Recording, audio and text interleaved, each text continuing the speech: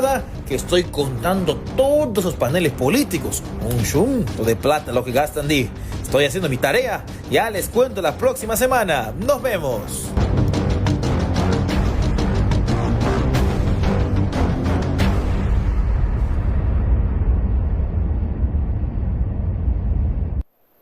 Seguimos en la presente emisión del programa periodístico Enfoques. En este bloque vamos a conversar con el candidato a la presidencia por el Partido Morado, el señor Julio Guzmán, quien tiene la amabilidad de visitarnos el día de hoy. Señor Guzmán, bienvenido al programa Enfoques. Muchísimas gracias por la invitación.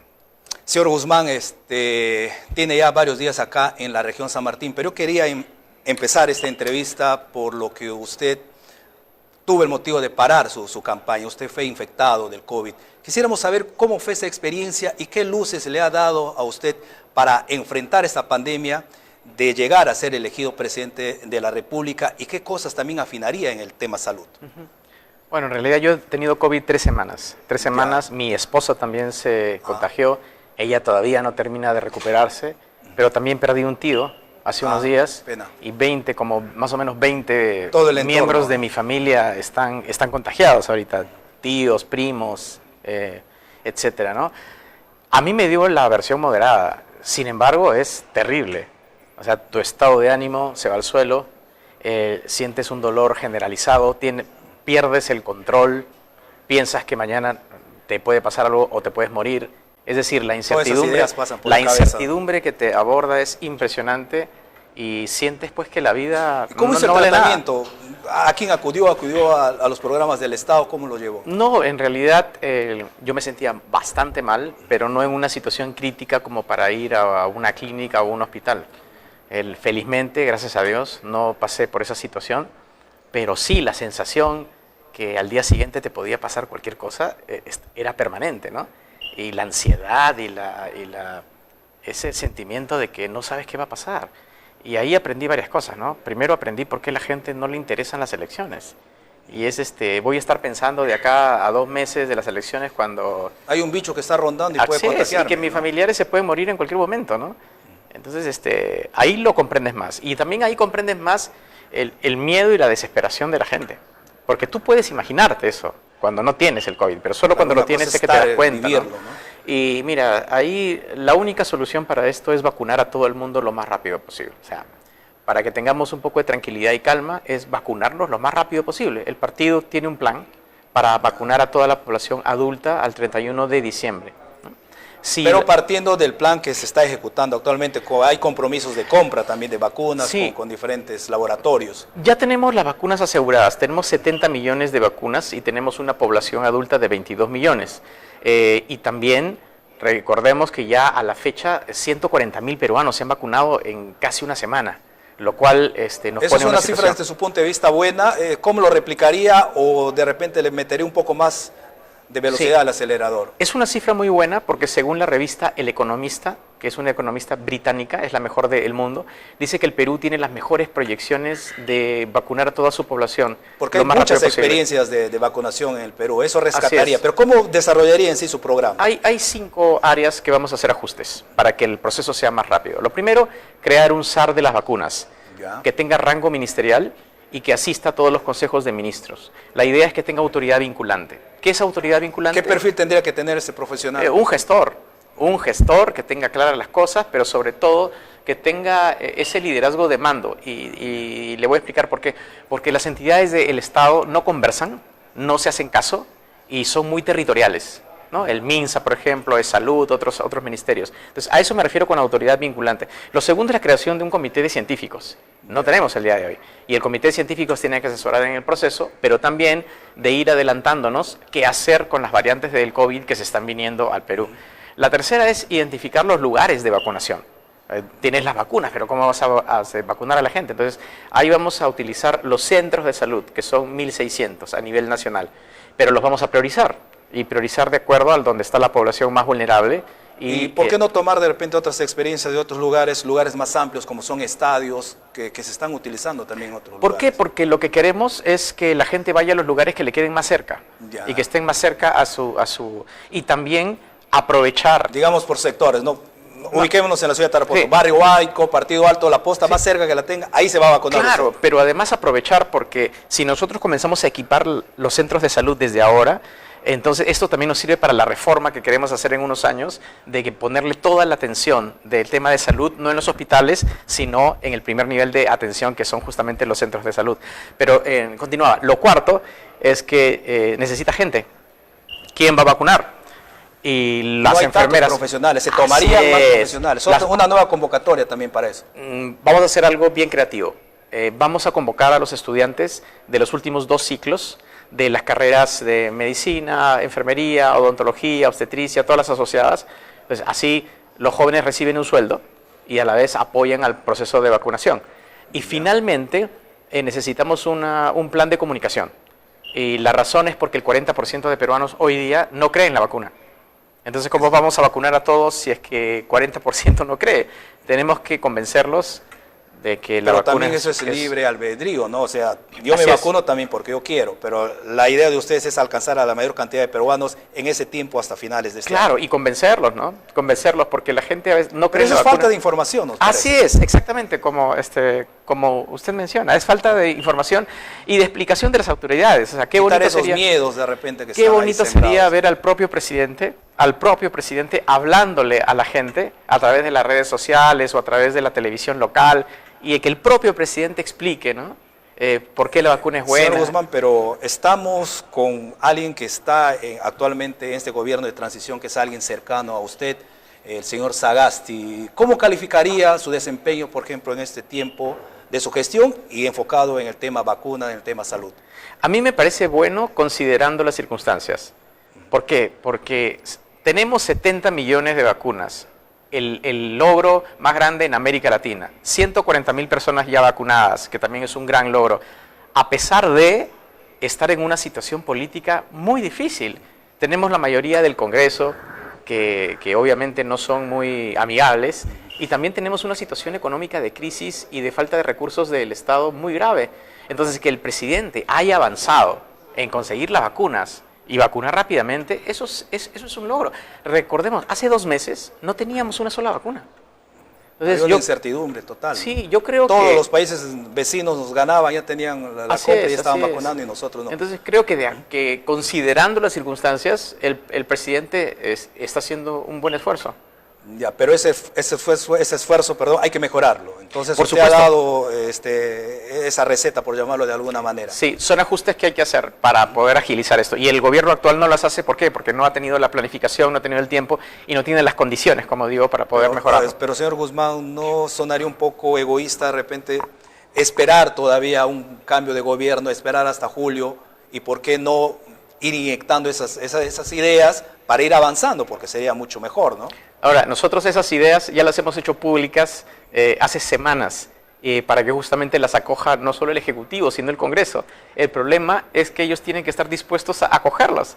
Si Julio Guzmán, como candidato, hace semanas viene diciendo que el presidente tiene que crear una comisión de científicos, en nuestras redes sociales yo directamente le he dicho, señor presidente, cree una comisión de científicos, pero ya no depende de mí. ¿Usted tiene ni del contacto con el partido. presidente Sagasti? No, es una persona que yo conozco hace 30 años, es una persona cercana del partido, ha sido miembro de la plancha, pero nosotros nos prometimos mantener independencia porque era lo mejor para el Perú. Necesitaba un gobierno Es de una transición. decisión concertada entre ustedes. Así es, que lo conversamos al día siguiente de su juramentación.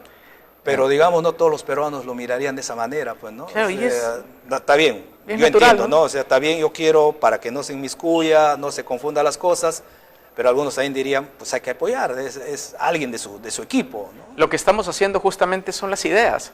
¿Qué mejor apoyar que dar ideas para soluciones? El problema está en que tú puedes dar propuestas, pero es la autoridad la que las toma, ¿no? Sí, perdón, disculpe. Sí, ahora ya que estamos en este tema, ¿qué opinión le merece todo este escándalo que ha habido de las vacunas, donde personas allegadas, vacunas VIP que se han dado? ¿Qué opinión le merece? Bueno, primero me dio cólera, ¿no? Como a todos los peruanos. Decía, creo, ¿qué ¿no? tal que haya gente que se crea que vale más que Es otra? una de ¿no? las mayores traiciones, creo que le han hecho a Claro, los exactamente, peruanos. esa es una traición. Es una traición y ¿sabe por qué? ¿Cómo yo lo veo? Porque esas personas son justamente las que debían de proteger a los más débiles. y se han aprovechado de su cargo justamente para hacer lo contrario. Entonces, eso es una traición, clarísimo. Y otra cosa es tristeza. Eso ya lo dije también hace 2 días, ¿no? Porque en los días en los que ellos estaban vacunando, se estaban muriendo cientos de peruanos. O sea, ¿tú te imaginas si esas vacunas hubieran sido utilizadas en esa gente? Estaría viva hasta ahora. Es un egoísmo tremendo, es, digamos, el extremo de la humanidad, hasta miserable, que no piensen en los demás, y hayan vacunado a los amigos, a los familiares. ¿Qué opinión le merece la actitud del expresidente Vizcarra? Decepcionante. Decepcionante porque el año pasado, con todo el esfuerzo que se hizo para luchar contra la corrupción y un Congreso que obstaculizaba y que quería desestabilizar al país, se le vio como una figura que justamente quería apoyar la democracia, ¿no? Entonces, ver lo que ha hecho es una gran decepción. Una gran decepción a ustedes que apoyaron en ese momento, no a Vizcarra, sino a la no vacancia. Correcto. El Partido Morado siempre va a hacer el mayor esfuerzo por siempre apoyar lo que consideramos que es correcto. Y lo correcto no son las personas, son los valores. En ese momento nosotros defendimos la estabilidad y la democracia. Y hoy lo que defendemos es la transparencia y la justicia con los más vulnerables.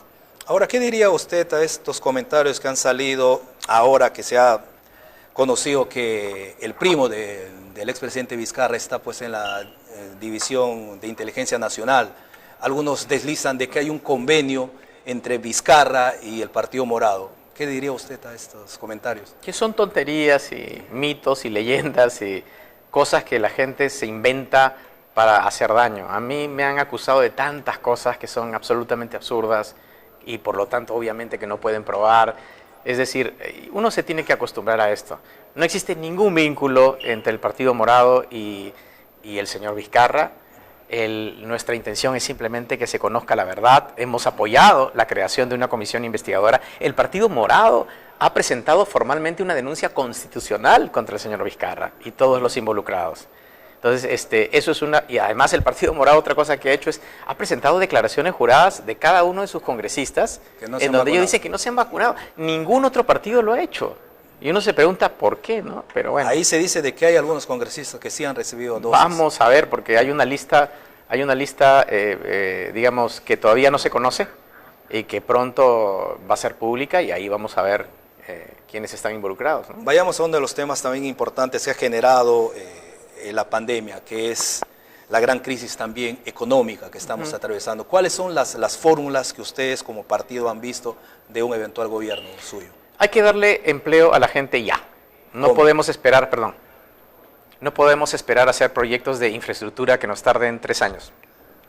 Ahí el partido tiene varias propuestas. La primera es crear un programa de empleo temporal para los lugares más vulnerables, en donde uno le da un sueldo a las personas para que mejoren la infraestructura de su propio vecindario. Por ejemplo, mantenimiento de veredas, construcción de muros de contención, etcétera, y así hacemos varias cosas a la vez. Lo segundo es declarar en emergencia este periodo y hacer que las compras del Estado solo se hagan a las pequeñas empresas nacionales, como por ejemplo compras de calzado, uniformes. Entonces ahí das una ayuda directa a los pequeños productores y se crea empleo muy rápido. Otra cosa que estamos proponiendo es el programa Mi Colegio Seguro. El próximo año ya debería haber un componente presencial en los colegios. Entonces los colegios tienen que estar adaptados a la cuarentena, al aislamiento, y para eso tiene que haber un mantenimiento, se tienen que mantener las carpetas, los baños, la limpieza, etcétera. Y eso tiene que comenzar desde ahora para poder adelantarnos y estar listos. ¿Pero quién lo manejaría? ¿El Ministerio de Trabajo? No. Eso lo manejaría el Ministerio de Educación y el MEF también. No, todos los trabajos de mantenimiento de calles, de carreteras, que usted daría empleo, ¿no? Inmediato, sectorizado. ¿Lo manejaría directamente un ministerio o lo derivarían con los gobiernos regionales o con las municipalidades? No, ¿Eso está por verse todo? No, eso depende del tipo de programa. Por ejemplo, el programa temporal, digamos, el candidato más cercano a poder liderar eso es el MIDIS. En el caso de mi colegio seguro, educación con el MEF. Y así dependiendo de cada programa. Por ejemplo, el seguro agrario universal. Es otra cosa que también va a darle seguridad inmediata para los ingresos de los agricultores. Un seguro contra los desastres naturales y las plagas para los pequeños productores. que es pagado íntegramente por el Estado, ¿no? Entonces, otras medidas que tenemos es flexibilizar el FAE, que es el Fondo Empresarial Agrario, que da capital de trabajo a los agricultores, pero el problema es que solo tiene una cobertura del 8% de todos los productores por los requisitos que ponen. Entonces hay que relajar un poco los requisitos, ¿no? ¿Y cómo ayudar a las empresas que ahora están a punto de quebrar? Hay varias formas, ¿no? La primera es reestructurando Reactiva. Reactiva es un programa que ha funcionado, pero para la mediana y gran empresa, en darles capital para que sigan operando. El problema, como... Pero ellos se van a tener que pagar ya este año que viene. Sí, ahí voy, primero. Entonces, ¿qué tienes? Las juguerías, los restaurantes, las panaderías, las peluquerías, no tienen cómo acceder a eso. Entonces, ¿por qué? Por los requisitos. Vamos a revisar los requisitos para que eso ocurra, ¿no? Pero lo que va a reactivar la economía en realidad es la demanda, y eso va a tomar al menos 2 años. O sea, acá hay dos cosas. Primero, claro, no hay fórmulas inmediatas, ¿no? Todo es a largo plazo. Primero, pero sí se puede ajustar el camino, ¿no? a lo inmediato. Los programas que he mencionado van a generar empleo inmediato. La reactivación económica es otra cosa. Esa es la que va a tomar 2 años, y para eso tenemos otras medidas. Pero los peruanos no pueden esperar 2 años. Entonces, por eso estos programas de creación de empleo... ¿Usted es partidario de los bonos? Sí, totalmente, porque estamos en una situación de emergencia, de guerra. Y ahí, pero entonces, se ha visto que estos bonos demoran mucho en llegar. La infraestructura del Estado es un poco obsoleta en algunos... Entonces la pregunta no es si son buenos, sino que el problema es cómo hacemos que lleguen más rápido.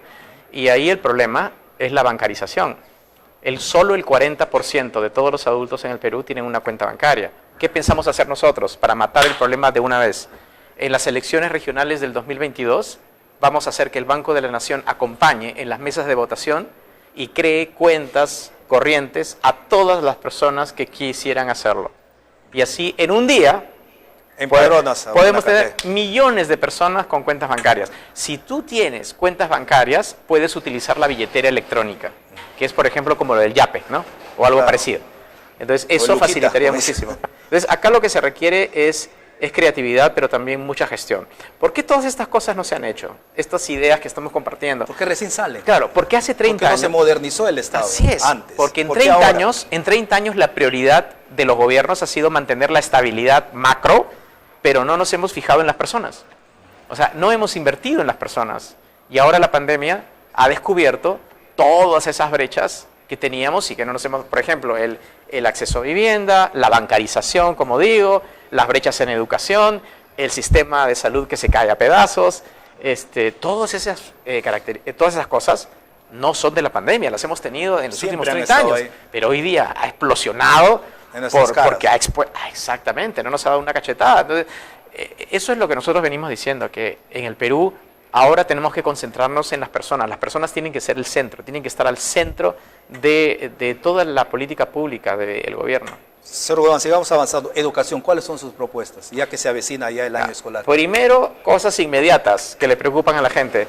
Los hijos no pueden acceder al programa de educación virtual y los jóvenes están abandonando sus estudios superiores. ¿Qué hay que hacer ahí? Primero, tenemos que terminar de repartir todas las tablets. ¿Y dónde quedaron esas tablets que supuestamente se compró? Las tablets están, pero no se han distribuido. Y me parece que no están programadas. Increíble, también, ¿no? O sea, ya... Increíble, o sea, tenemos las tablets pero no se han distribuido. Primero vamos a terminar de distribuirlas para que tengan un equipo, ¿okay? Porque en las casas, en las familias tienen un teléfono pero 3 hijos.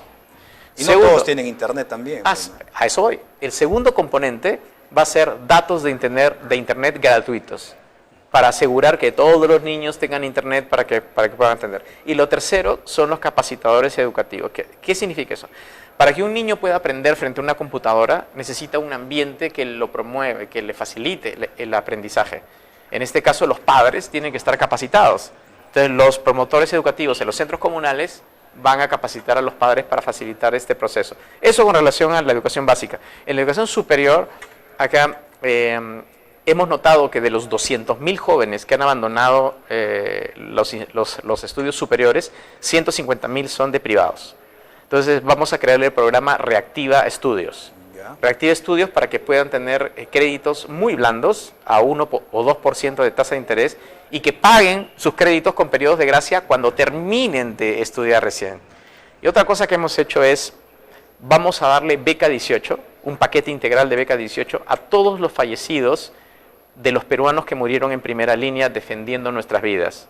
Enfermeras, médicos, policías, etcétera. Es lo menos que podemos hacer por ellos. Ya, ¿de dónde saldrían todos los fondos? ¿Tiene Bueno, el Perú en caja, por decirlo de alguna manera, para poder financiar todos estos proyectos? Algo que los morados tenemos es responsabilidad. Y yo soy economista y además tenemos un equipo de economistas muy buenos dirigidos por Raúl Salazar. Y con él ya hemos identificado qué medidas vamos a tomar para poder acceder a los recursos, ¿no? Varias cosas. Primero, vamos a hacer una reforma tributaria, vamos a racionalizar las exoneraciones. Todas las exoneraciones que tiene el sistema tributario alcanzan el 2% del PBI. ¿Se va a imaginar? Increíble. Vamos a darle autonomía absoluta a la SUNAT para que actúe de una forma más eficiente y también no politizada, y vamos a reestructurar el presupuesto de la nación. ¿Qué significa reestructurarlo? Identificar todos esos programas que se sobreponen unos sobre otros. Hay un montón. Hay duplicidad en algunos casos.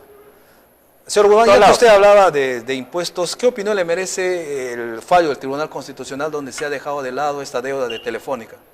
Inoportuna, porque primero estamos en una crisis, no hay recursos fiscales, es un Tribunal Constitucional que está de salida y por lo tanto no debería pues estar dando sentencias sobre estos casos tan importantes a estas alturas. Y finalmente, no me parece que en estas circunstancias las grandes corporaciones transnacionales, etcétera, se vean beneficiadas sobre todo en una situación de crisis como esta. Entonces me parece absolutamente inoportuno. Bien, seguimos avanzando. El tema turismo. San Martín es una región muy aparte agrícola también que tiene un potencial turístico. Usted que ha estado en la región, ¿qué posibilidades la ve?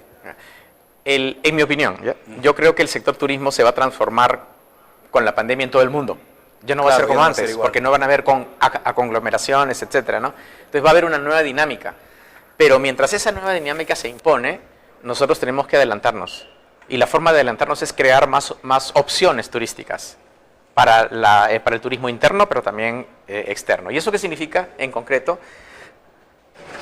Es ponerle valor, es darle valor a lugares turísticos potenciales acá en la región. Por ejemplo, digo dos.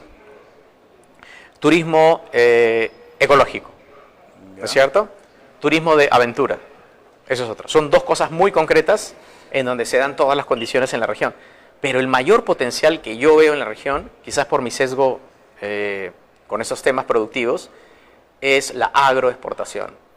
Es decir, el potencial del cacao, del café, de varios tipos de frutas, para poder producir en cantidades para los mercados locales, pero también para exportar. Pero para lograr eso se necesitan varias cosas. Primero, que el Estado le dé asistencia técnica a los productores. Y segundo, que haya conectividad, pues, o sea, que se puedan trasladar los productos.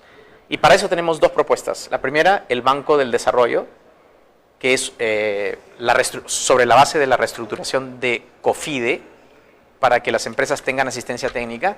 Y la segunda es la construcción de las carreteras IRSA Centro. Ya, la inseguridad ciudadana es uno de los temas que está ahí, que como país no podemos descuidarnos. ¿Qué soluciones tiene o qué propuestas en este campo? Para abordar la delincuencia hay que hacer una batería de medidas. Esto no es una bala de plata en donde se resuelve todo. Pero lo que sí te quisiera decir es que lo primero que hay que hacer es cambiar el enfoque.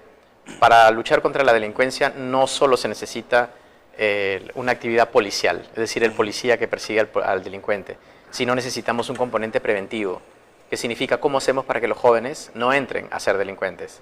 Entonces, por el lado policial, si le quieren llamar así, de una forma, una de las cosas que vamos a hacer es promover el patrullaje vecinal, que se ha funcionado. Yo he estado en el Porvenir. ¿Reforzar las rondas también? Claro, yo he estado en el Porvenir, por ejemplo, en Trujillo y Esperanza, y los policías que trabajan ahí me decían que lo que más ha resultado es el patrullaje de los policías junto con los vecinos, que se organizan en estos patrullajes vecinales. Esa es una idea, que tendría obviamente que adaptarse a la realidad de cada región. Y lo segundo, que tiene que ver con el enfoque preventivo, es que vamos a crear los domos juveniles. Son centros juveniles en donde los jóvenes gratuitamente aprenden una serie de cosas productivas, como por ejemplo electricidad, programación, teatro, música, etcétera, como se hizo por ejemplo en Medellín, en la ciudad de Medellín, en Colombia. Ya toda esta pandemia pues obviamente nos ha puesto, como decimos, de cabeza. todas estas cosas que han ido saliendo nos han enfrascado en el rostro. ¿Cómo está el Estado? ¿Qué más reestructurar en el Estado para que este Estado sea eficiente? Que la gente vote mejor. O sea, los grandes problemas del Perú es porque porque los peruanos no votamos por gente limpia y capacitada. Usted actualmente no está, digamos, tan bien colocado en las encuestas. ¿Cree, algunos le dan hasta un 3%, 3, 4%? ¿Cree que le va a alcanzar en ese tiempo en que su mensaje se masifique y que la gente, como usted dice, razone o pueda orientar su voto hacia su persona? Las encuestas son muy volátiles. Hace un mes y medio nosotros estábamos en segundo lugar. Eso es una muestra de cómo las cosas cambian. Faltan... El haber parado, ¿cree que ha afectado? Sí, sin ¿Le duda. va a alcanzar el tiempo? Yo creo que sí, que haciendo el esfuerzo, viajando como lo estoy haciendo, exponiendo más mis ideas, porque estuve callado 3 semanas por lo del COVID, yo creo que va a ser un espacio importante, ¿no? Vamos a hacer el mayor esfuerzo, en eso estamos, y por eso también estoy aquí. Ya, temas rapiditos, Sí. Ya que el tiempo nos está ganando. Se ha hablado mucho de la legalización del aborto. ¿Qué opinión tiene sobre eso? Nosotros pensamos que en situaciones como esta, la mujer debería de tomar decisiones sobre su cuerpo. Ya. También se ha hablado sobre el matrimonio igualitario. ¿Cuál es su opinión que tiene? Nosotros no toleramos la discriminación ni el racismo y queremos derechos para todos. Y dentro de los derechos para todos está el de la comunidad LGTBI, por supuesto. Ya. Eutanasia, ¿qué opinión le merece? Hay un proyecto de ley que nuestro congresista Gino Costa está presentando en el Congreso, justo en ese tema. Se ha hablado también mucho de la legalización de la marihuana. Ha habido un video que ha rondado por ahí con su partidario Daniel Olivares, ¿no? ¿Usted está a favor de la legalización? ¿Cuál es la opinión que tiene? No, ni el partido. Por más de que tenga conocidos que digamos que consuman abiertamente. Así es. Lo único que el partido promueve, y está en el plan del gobierno, es el uso medicinal del cannabis. Nada más, eso es todo. Ya. También ahora se le ha visto a usted en Yurimaguas tomando el masato, algo que había, digamos, dejado de lado el candidato de Acción Popular, que lo expuso también y tuvo sus razones porque lo entrevistamos la semana pasada. ¿Qué le ha parecido el masato a usted? Muy rico. Es la primera vez que tomo y lo he tomado 2 veces en estos días. Yo lo he pedido. Me parece muy, muy rico, en verdad. La yuca fermentada, ¿cómo se dice? La consistencia, etcétera. Así que ha sido una gran experiencia. Yo más bien quisiera promocionarlo a todos los peruanos que vengan a la Amazonía y que vengan particularmente a San Martín. Por favor, prueben el masato. Es muy bueno, es muy bueno. Es más, estaba conversando... Pero por supuesto, muy bueno. Y además, me imagino que debe ser muy saludable también. Sí, es una tradición que está ahí. Mucha gente piensa que es mascado, ¿no? Entonces, ahora ya la modernidad lo puedes hacer pues con una licuadora, ¿no? Entonces antes había esa creencia, pero no es tanto así. Hay una pregunta inevitable de hacer, de que de repente a usted le podría fastidiar un poco, es sobre su actitud que tuvo hace 2 años atrás en un video que se dio el 2018 y se difundió a inicios del 2020, ¿no? La actitud. En el tema personal yo no voy a entrar porque son cosas muy personales que usted para mí lo ha explicado muy bien, pero decían la actitud de una persona que me quiere gobernar de no haber afrontado ese momento, el problema y haber regresado, ¿no? Mucho se ha hecho meme, se ha hablado demasiado, pero pasado el tiempo, ¿qué reflexión le merece toda esa actitud? ¿Debería haber usted regresado o debería haber tenido, o se mantiene con la actitud que tuvo en ese momento? En primer lugar, lo que se ha hecho, este show mediático, no tiene ninguna relación con lo que realmente pasó. Pero no quiero hablar de eso porque ya no tiene sentido. Lo que sí quisiera decir es que existe esta narrativa de los adversarios en que, viendo ese video, el señor Guzmán se va a correr de los problemas. Claro, no va a tener la capacidad de afrontar los problemas. Ya, esa relación es completamente espuria, es decir, no existe. Por ejemplo, correrse significa afrontar la crisis política como la afronté, que terminó justamente en el gobierno del señor Sagasti, que el día de hoy nos permite tener un proceso de vacunación.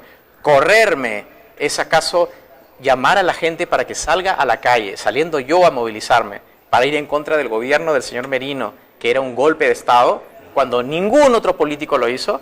Correrse es acaso que cuando uno le pasa lo que le pasó, sale adelante y se recompone y se levanta para enfrentar la situación, eso es correrse.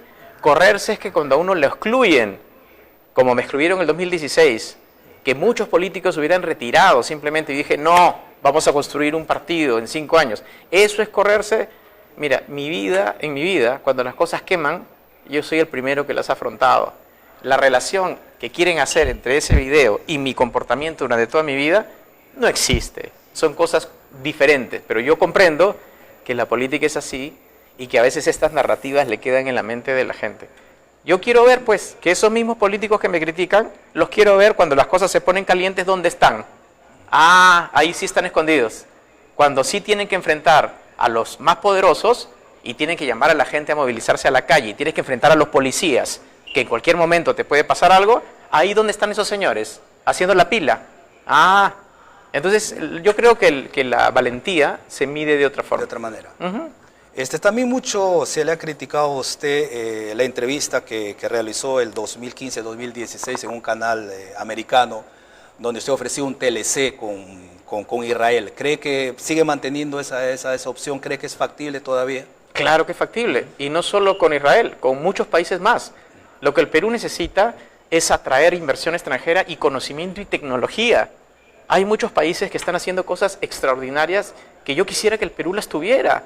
No, Por ejemplo, nadie niega la capacidad, por ejemplo, que tiene Israel militar, la tecnología que tiene en agricultura, que mucho se puede aplicar. En el agua, la aquí gestión del agua. En Perú, pero otros ven como inmiscuirse, ser aliado de Israel no es tan productivo en el sentido de que los enemigos de Israel, que son muchos, podrían pues dar repercusiones a nuestro país. Yo me acuerdo hace una semana falleció Carlos Menem, y a él se le atribuyó mucho de que los peores atentados que ha tenido Argentina en su historia han sido justamente cuando él se alió y se metió en el problema islámico.